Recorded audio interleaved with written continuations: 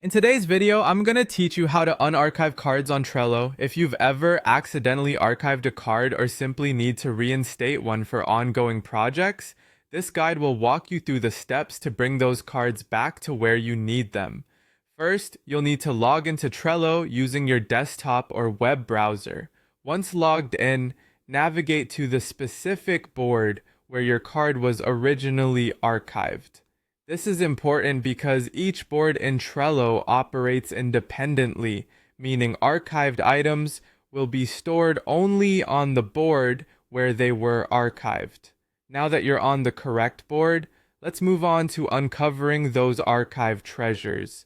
To access the archived items, your first stop is the right-hand side of the boards.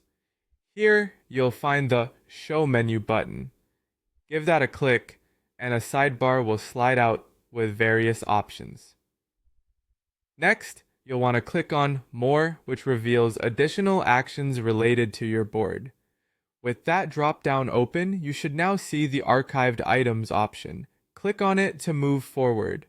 Revel in this part, as this is where your archive cards have been waiting patiently for your return.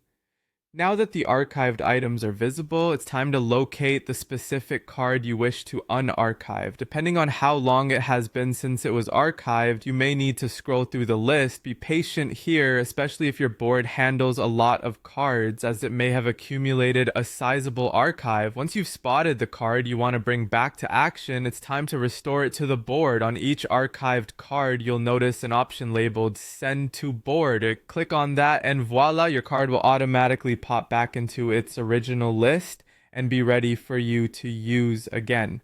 This function is quite handy. It ensures that the card returns to its original spot, keeping your workflow intact. And there you have it.